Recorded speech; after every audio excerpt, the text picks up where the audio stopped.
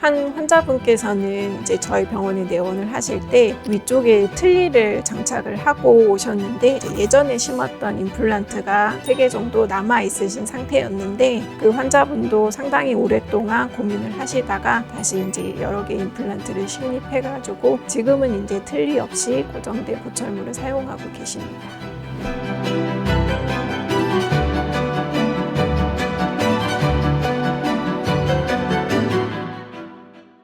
안녕하세요. 서울 클래식 치과 대표 원장 윤연경입니다.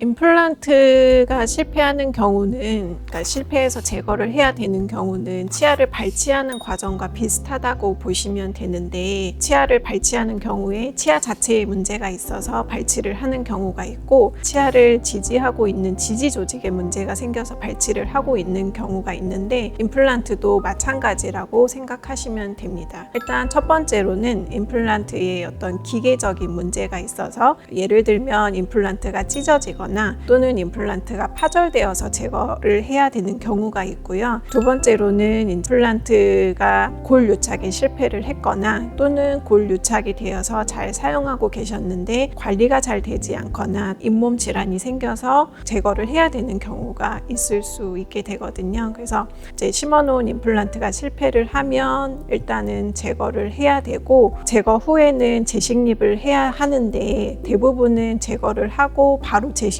하기는 조금 어려운 상황인 경우가 많게 되고요. 제거 후 이제 뼈 이식을 해서 조금 더 적합한 환경을 만든 후에 재식립을 하게 됩니다. 재식립을 하는 경우에는 대부분의 경우 이제 치조골 이식이 필요하다고 보시면 되는데, 첫 번째로는 임플란트 자체에 문제가 있어서 제거를 해야 되는 경우, 이 경우에는 골 유착이 굉장히 단단히 이루어져 있기 때문에 제거가 굉장히 어려운데요.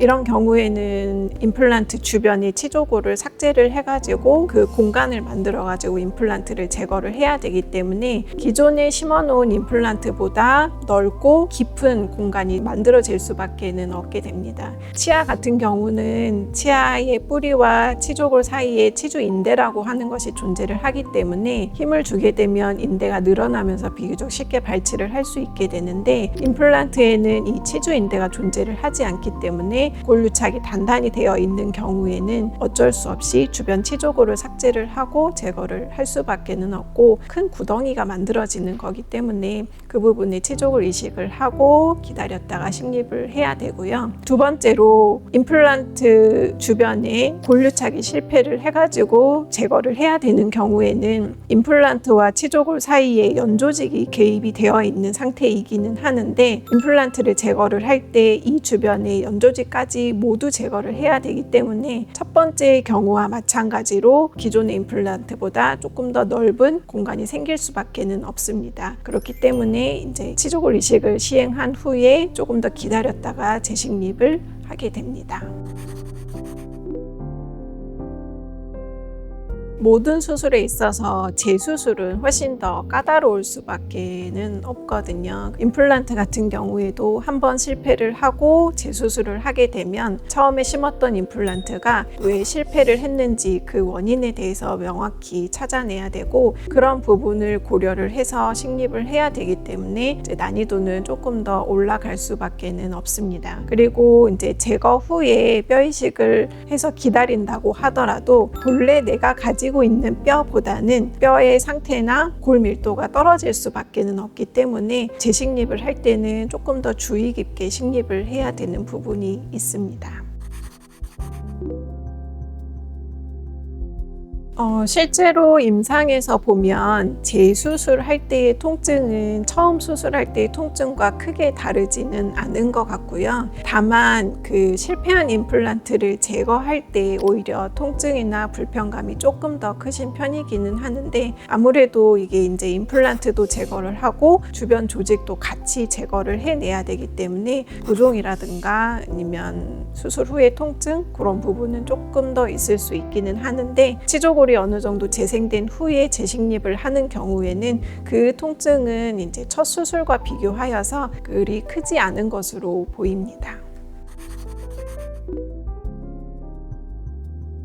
임플란트를 실패했다고 해서 사실 관리 방법이 크게 달라지는 부분은 없고요. 이제 환자분들이 관리하는 방법에 대해서 그냥 기본적인 양치질만 생각을 하시게 되는데 사실은 보조 도구를 이용해서 보다 적극적인 관리가 필요하시게 되고 이제 당연히 정기적으로 치과에 내원하셔가지고 체크를 받으셔야 건강한 상태로 오래도록 쓰실 수가 있습니다.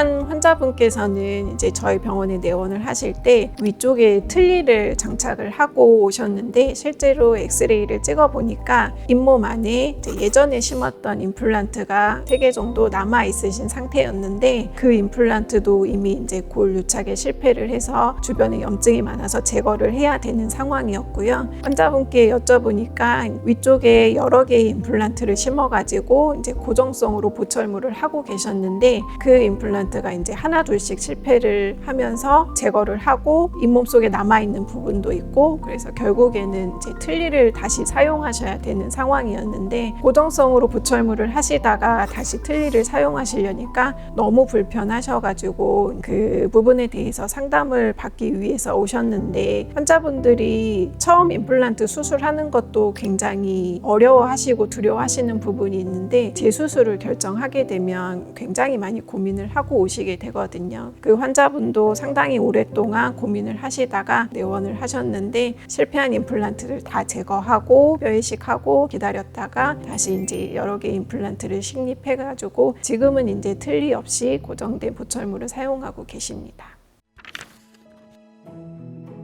지금까지 서울 클래식 치과 원장 윤연경이었습니다.